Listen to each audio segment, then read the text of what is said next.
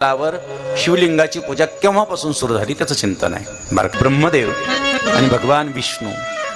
आता ब्रह्मदेव आहे आले, भगवान विष्णू शांत आपल्या शयनावर पडलेले आहे. लक्ष्मी पायाजवळ नमस्कार करते, पाय दाबते. ब्रह्मदेवाने सांगितलं, का हो विष्णू, मला पाहिला आणि नमस्कार केला नाही? भगवान विष्णूने सांगितलं, अरे ब्रह्मदेवा, तुम्ही माझ्या नाभीपासून तुमचा जन्म झाला, याचा अर्थ तुम्ही माझे पुत्र आहात. तुम्हाला पाहून मला उठायचं काय कारण आहे?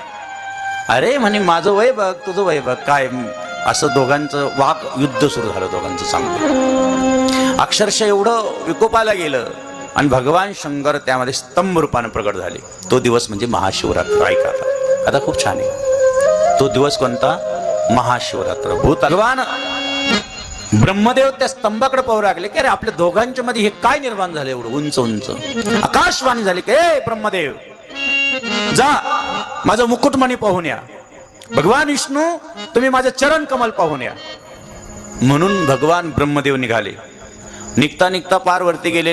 काही युगापासून एक केतकी नावाचं फुल खाली येत होतं. ब्रह्मदेवाने त्याच्याकडे पाहिलं, ए केतकी, इकडे, तुला मी निर्माण केलं, सांग मी मुकुटमणी पाहिला अशी साक्ष दे. त्यांनी सांगितलं, अरे बाबा, काही काळापासून मी खाली येतोय, तुला कुठं मुकुटमणी दिसणार आहे? भगवान विष्णू तर पटकन आले, कारण त्यांना माहिती होतं की आधी नाही अंत लागू शकत नाही, आपण बसा इथंच. भगवान विष्णू हात जोडून बसले होते. केतकीला खाली आणलं. भगवान त्या स्तंभातून वाणी झाली की चालला, बघितलं का मुकुटमणी? म्हणजे हो, कोण आहे? म्हणजे हे काय साक्षी आणलं? केतकी खोटं बोललं. सांगितलं, केतकी, एवढा मोठा अधिकार तुला दिला असताना तू खोटं बोलतो. आजपासून माझ्या पूजेत तुला अधिकार नाही आहे. ब्रह्मदेवा, तुम्ही खोटं बोलताय. आजपासून भूतलावर तुमची कुठंच पूजा होणार नाही. माझा शाप आहे तुम्हाला. ब्रह्मदेवाने हात जोडले.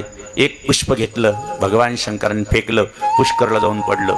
एक स्थान ब्रह्मदेवाचं तयार झालं. जा, इथं स्थान आहे. ब्रह्मदेवाने सांगितलं, नाही, अजून पाहिजे मला कुठंतरी. म्हणजे तुझे जिथं यज्ञ असेल ते यज्ञ पूर्ण होणार नाही, तुझं नाव घेतल्याशिवाय यज्ञातलं पूर्ण पूजाचा मान तुम्हाला राहील. ब्रह्मदेवाने ठीक आहे. भगवान विष्णूला सांगितलं, देवा, खरंच तुम्ही सत्य आहात. आजपासून तुमचं गावात मंदिर राहील. आजपासून तुमच्या खेड्यात मंदिर राहील आणि त्याची पूजा मी स्वतः पुजारी म्हणून करेल आणि रात्रंदिवस मी तुमचं भजन करेल. एका बाजूने भगवान विष्णू बसले, एका बाजूने ब्रह्मदेव बसले. ते स्तंभ छोटं झालं. तो स्थान म्हणजे शिवलिंग. शिवरात्रीच्या दिवशी लोक शिवरात्रीच्या दिवशी महादेवाचं लग्न लावतात. लग्न नाही लावत, त्या दिवशी भगवान भोलेनाथ बाबा या भूतलावर प्रगट झाले. शिवलिंगाची त्या दिवशीपासून ब्रह्मदेव पूजा करू लागले, इकडून भगवान विष्णू पूजा करू लागले.